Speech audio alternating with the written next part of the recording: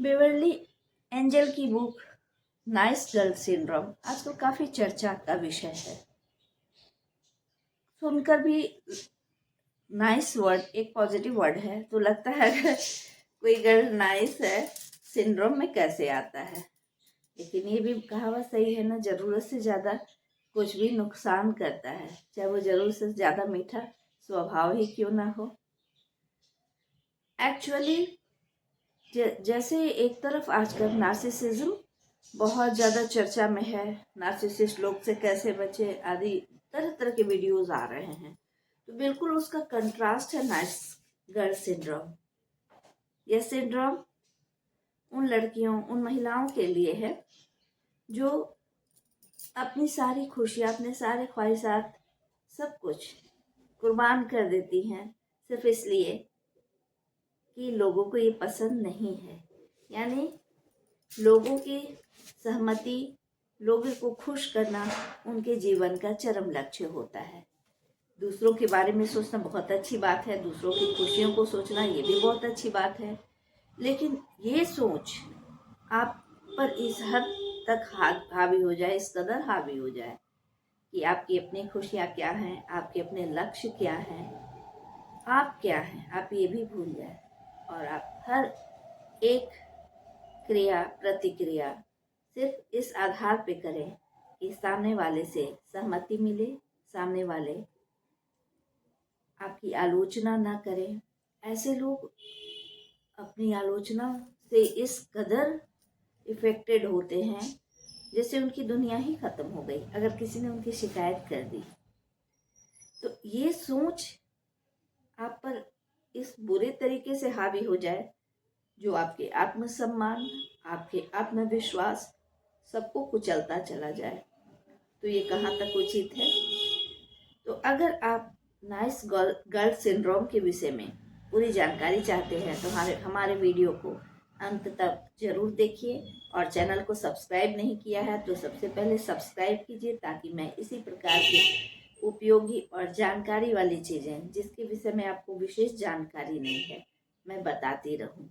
नमस्कार दोस्तों, positive health centre में आपका हार्दिक स्वागत है। मैं डॉक्टर ऋचा पाठक। आज हमारी चर्चा का विषय है नाइस गर्ल सिंड्रोम। ये सिंड्रोम क्या है और इससे बचने के क्या उपाय हैं। जब बहुत अच्छा होना आपके लिए हमेशा सही ना हो और इसकी वजह से आप अंदर से घुटन और बेबसी महसूस करने लगे, लेकिन आप इससे निकल ना पाए, तो ये तो समस्यात्मक हो जाती है ना, क्योंकि हमेशा एक अच्छी लड़की बने रहना न सिर्फ तकलीफ देह होता है बल्कि ये आपके मानसिक स्वास्थ्य को भी बैडली डिस्टर्ब कर सकता है। आखिर क्या है नाइस गर्ल सिंड्रोम? जब हम एक अच्छी लड़की की कल्पना करते हैं तो हमारे दिमाग में क्या आता है? एक शांत, सुशील, व्यवहार कुशल या बहुत ही व्यवहारिक, वफादार, आज्ञाकारी, मेहनती लड़की का ख्याल आने लगता है जो दूसरों को खुश करने में हमेशा लगी रहती है। उसका हर प्रयास दूसरों के चेहरे पे खुशी लाना ही नहीं बल्कि उसकी हर जो कहा जाता है आचार विचार व्यवहार जो है वो दूसरों के अकॉर्डिंग रहे ताकि दूसरे खुश रहें। यह आपको लग सकता है कि इसमें हानि या इसमें बुराई क्या है।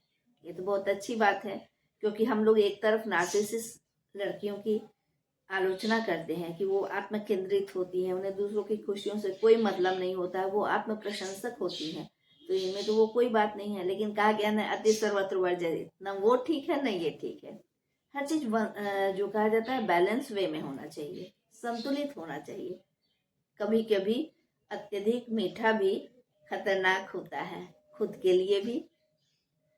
तो ये चीजें जो है आपके धीरे धीरे आत्मविश्वास आत्मसम्मान को बिल्कुल खत्म कर देती हैं। हो सकता है आगे चलकर एंजाइटी, डिप्रेशन जैसी समस्याएं भी आपके अंदर पैदा हों। तो आप कैसे पहचानेंगे आप या आपके nearest dearest nice girl syndrome के शिकार हैं? तो कुछ लक्षण हो सकते हैं, जैसे पहला, लोगों को खुश करने वाला व्यवहार, यानी आपका जो भी व्यवहार होता है उसका मूल उद्देश्य लोगों को खुश करना है। इस तरह की जो लड़कियां होती हैं या महिलाएं होती हैं, आमतौर पर लोगों को खुश करने की हर कोशिश, हर प्रयास करती हैं, हर समय परफेक्ट बनने की कोशिश करती हैं। और जहाँ ऐसा उन्हें लगता है कि अगर आलोचना हो गई, उनकी दुनिया वहीं खत्म हो गई, उनका सब कुछ खत्म हो गया, तो वो चाहती हैं किसी भी हाल में उनकी आलोचना न हो। हर चाहे वो बहुत सारी अपनी इच्छाओं को मार लें, अपने जीवन लक्ष्य को खत्म कर लें, लेकिन सामने वाले को नाराज ना करें, क्योंकि उन्हें डर लगता है रिजेक्शन का, उन्हें डर लगता है आलोचना का, तो वो ऐसा करती हैं। आत्म बलिदान, बलिदान शब्द तो बहुत बड़ा है, लेकिन बलिदान का मतलब सिर्फ वही नहीं होता हम अपनी खुशियों को त्याग दें, हम अपने जीवन लक्ष्य को भूल जाएं, ये भी तो बलिदान ही है ना। वे दूसरों को खुश करने में के निरंतर प्रयास में लगी रहती हैं, जबकि स्वयं की देखभाल के प्रति बिल्कुल वो केयरलेस होती हैं। उन्हें अपनी खुशी, अपने इच्छाओं को तो शायद भूल ही जाती हैं। उन्हें किस रंग के कपड़े पसंद हैं, उनका फेवरेट डिश क्या है, सब धीरे धीरे भूल जाती हैं, यानी वो अपनी पहचान ही खो बैठती हैं। इस तरह वो अपना आत्म बलिदान देती हैं। तीसरा, नहीं कहने में उन्हें बहुत कठिनाई होती है, और इसकी वजह से वर्कलोड उन पे जरूरत से ज्यादा हो जाता है, क्योंकि सामने से कोई भी कुछ भी उनसे सहयोग मांग ले, कुछ भी उनसे कह ले, हो सकता है, क्योंकि कोई भी आदमी हर चीज के लिए हर समय तैयार हो कोई जरूरी नहीं है, लेकिन वो करें तो क्या करें, उन्हें तो ना करना आता ही नहीं है। तो इसकी वजह से उन्हें बहुत ही परेशानियों का सामना करना पड़ता है। उन्हें कोई चीज पसंद ना भी हो, असहज भी लगे, लेकिन ना नहीं कर सकती हैं, तो उस सबको स्वीकार कर लेती हैं, और कहीं ना कहीं ये उनके अंदर घुटन पैदा करता है, ये उनके अंदर झंझलाहट पैदा करता है, क्योंकि वो अस्वीकृति या रिजेक्शन से इतनी डरते हैं कि वो उसको ना कहेंगे तो हमको बुरा समझेगा, या मेरे लिए निगेटिव फीलिंग आएगी, हमसे संबंध तोड़ लेगा, मुझे प्यार नहीं करेगा। इसका मौलिक चीज है, वो मुझे प्यार नहीं करेगा या मुझे प्यार नहीं करेगी। ऐसा ना हो, इसलिए भले ही हम अपने ऊपर बोझ पर बोझ लेते चले जाएं। तो इस तरह न चाहते हुए भी अपने मानसिक तनाव, अपने स्ट्रेस लेवल को वो बढ़ाते चले जाते हैं। राय व्यक्त करने में कठिनाई होती है, वो अपने विचार भी व्यक्त नहीं कर सकती हैं। हो सकता है कि सामने वाला उन्हें कुछ ऐसा उन्हीं के लिए सजेशन दे रहा हो जो उन्हें बिल्कुल पसंद नहीं है, लेकिन उनका तो आत्मसम्मान, उन आत्मविश्वास इतना कम हो चुका होता है, उनका सोल जो कहा जाता है सेल्फ स्टीम जीरो हो जाता है, सेल्फ कॉन्फिडेंस नहीं होता है, तो अपने विचारों को व्यक्त भी नहीं कर सकती हैं। इसकी वजह से कि कहीं मेरी बात के कारण उसे ठेस न पहुंच जाए, वो दुखी न हो जाए, और फिर जड़ में क्या है, वो मुझे प्यार नहीं करेगी, वो मुझे नेग्लेक्ट करेंगे, वो मेरा क्रिटिसाइज करेंगे, वो मुझे जज करेंगे, तो चलो कर लूंगी, कोई बात नहीं। फिर यहाँ क्या होता है, आप अपनी जो जरूरी चीजें हैं, मान लीजिए कि आपका एग्जाम है, आपको पढ़ना है, आपने सबको साइड कर लिया और आप उसको खुश करने के चक्कर में उसके नोट्स लिखने लगे हैं। इस तरह की चीजें भी हो जाती हैं, जो आपके कैरियर, आपके भविष्य पर भी बहुत बुरा असर डालता है। कहीं ना कहीं मन में खेद तो जरूर रहता है, लेकिन आप बोलेंगे तो कैसे बोलेंगे। तो बहुत ज़्यादा स्वीट हो जाना भी नुकसानदेह है। ठीक है, आप नार्सिसिस्ट ना बने, यानी बिल्कुल आत्म केंद्रित ना बने, लेकिन इतना भी दूसरों से मैनिपुलेट होने की आवश्यकता नहीं है, क्योंकि आप हमेशा दूसरों को निराश करने का डर रहता है, मेरी वजह से कोई, मेरी किसी भी एक्टिविटी से कोई निराश ना हो जाए। तो ये चीज़ें हमेशा दिमाग में आपके घूमती रहती हैं। उन ऐसे लोग जो होते हैं, उन्हें अपने आसपास के लोगों से अस्वीकृति मिलने की चिंता 24 घंटे दिमाग में रहती है। दूसरे निराश ना हो जाए तो चलो गधे की तरह बोझ ढोते रहो, ढोते रहो, ढोते हैं। हर चीज के लिए खुद को जिम्मेवार ठहराना, अगर कुछ गलती हो गई, किसी दूसरे का भी दोष है, जरूर मेरी ही वजह से हुआ, मुझे ऐसे करना चाहिए था, यानी सेल्फ गिल्ट, सेल्फ ब्लेम, सारी चीजें, नकारात्मक जो भी इमोशंस हैं, धीरे धीरे आपके अंदर ना सिर्फ जन्म लेते हैं, वो पुष्पित पल्लवित होते रहते हैं। तो ये जो सोच है, ये तो डिप्रेशन को की सबसे बड़ी जननी है। कि मेरे ही वजह से हुआ। सेल्फ गिल्ट नहीं होना चाहिए, लेकिन आप तो हर चीज़ की जिम्मेवारी खुद पे ही लिए हुए हैं। जो भी कुछ हो रहा है मेरी ही वजह से हो रहा है, तो इससे आपका आत्मविश्वास बढ़े चाहे नहीं। ये सेल्फ गिल्ट जो है कि बहुत लोग होता है ना कि कुछ अच्छा हुआ तो हम थे तब तो हुआ, ये नार्सिसिस्ट करते हैं। और या कुछ बुरा हुआ तो हम ऐसा नहीं करते, शायद ऐसा नहीं करते तो ये तो क्या सेल्फ गिल्ट आपने अंदर डाल दिया। जबकि कोई भी इंसान ना इतना पावरफुल होता है कि सिर्फ उसी की वजह से अच्छा हो रहा है, और ना वो इतना गलत होता है कि जो भी उसने किया उसकी वजह से सब किया हुआ चीज़ बेकार हो गया। लेकिन ये चीज़ें समझना मुश्किल होती हैं। कोई लिमिट, इनका लिमिट नहीं है, यानी कोई सीमा आपने निर्धारित ही नहीं किया है। हर इंसान अपनी लिमिटेशंस को समझे कि मैं बस इतना कर सकता हूँ, इसके आगे नहीं। तो हम काफ़ी हद तक बहुत सारी समस्याओं, बहुत सारी नकारात्मक चीज़ों से अपने आप को बचा सकते हैं। लेकिन नहीं, ये तो भाई नाइस गर्ल है, नाइस वुमेन है, गुड गर्ल है, ये भला कैसे सीमा निर्धारित करेंगी? इन्हें तो सब कुछ करना होता है। तो इस सिंड्रोम से ग्रस्त लड़कियां या महिलाएं अपनी सीमाओं को निर्धारित नहीं करने की वजह से भी कठिनाई में फंस जाती हैं। और उत्कृष्टता की आवश्यकता, हमेशा परफेक्ट सब चीज हो, तो इसकी वजह से वो ना चाहते हुए परफेक्शनिस्ट इसमें होने लगती हैं। क्योंकि मुझे एकदम बेस्ट करना है, सबसे बढ़िया बनना है, मुझे जो गुड गर्ल का खिताब मिला है, वो जो सितारा चमकता रहे हर हमेशा हमेशा के लिए, लोग मुझे गुड गर्ल समझे, ये भी एक भूख होती है उनके अंदर। तो उसकी वजह से हमेशा सर्वश्रेष्ठ और परफेक्ट होने की जरूरत की जो भूख होती है उनकी, ये उनके अंदर के तनाव को बढ़ाता रहता है। इसके लिए वे नियमों का पालन करने की संभावना रहती है। मुझे ऐसे करना है, मतलब सामाजिक ढांचा है कि ये लड़की बहुत स्वीट है, बहुत अच्छे से कर रही है, तो वो चीज़ें मुझे बना के रखनी है लगातार।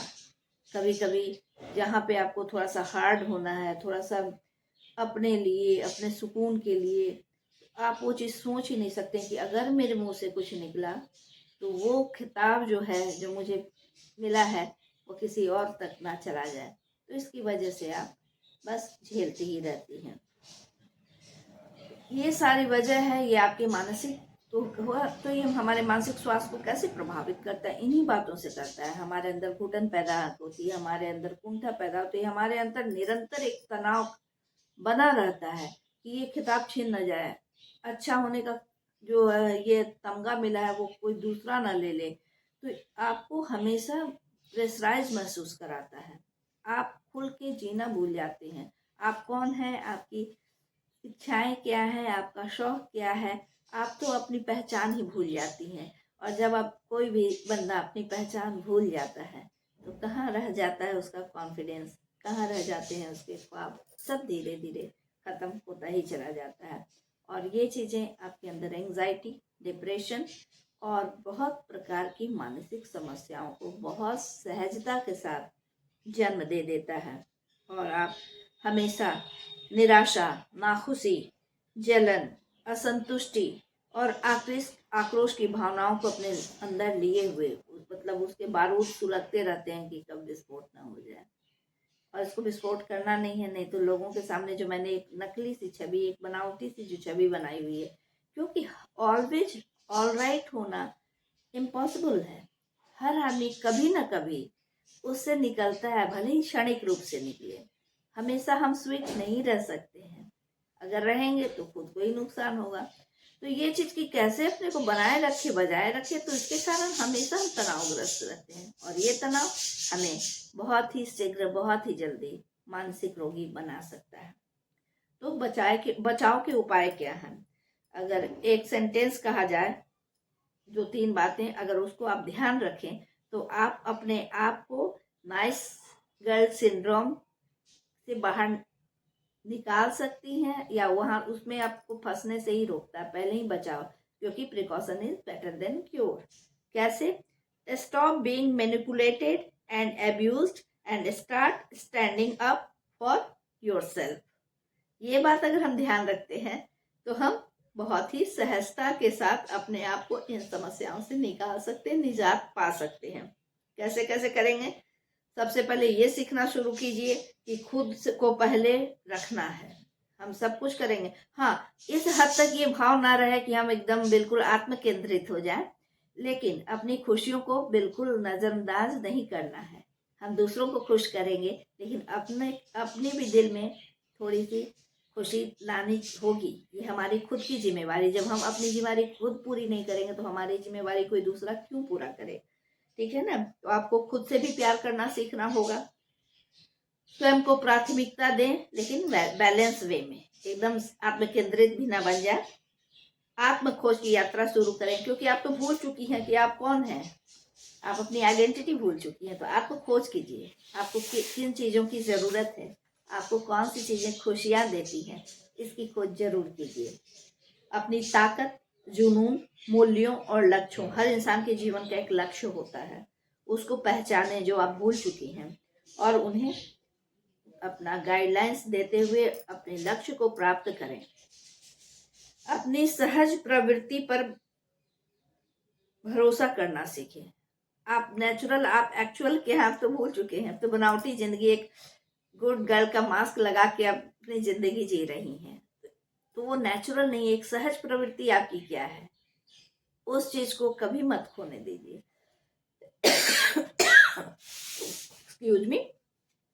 और उस पर अपने आप, उस पर भरोसा भी रखिए। अपने खामियों को स्वीकार करें, क्योंकि खामियों को मैंने इसलिए कहा क्योंकि जो ऐसे लोग होते हैं उनके लिए अगर आलोचना उनकी हुई तो उनकी दुनिया ही खत्म हो गई। ये जो प्रवृत्ति होती है ये बहुत ही खतरनाक है। क्या हुआ जो अगर आपकी आलोचना हो गई? क्या हुआ जो अगर कोई आपसे नाखुश है? क्योंकि परफेक्ट कुछ भी नहीं है दुनिया में। हर चीज में, जब धरती पर ईश्वर भगवान जो इंसान के रूप में आते हैं उनसे भी कुछ कमियां हो जाती हैं। तो हम लोग तो एक प्रकृति की साधारण सी रचना है।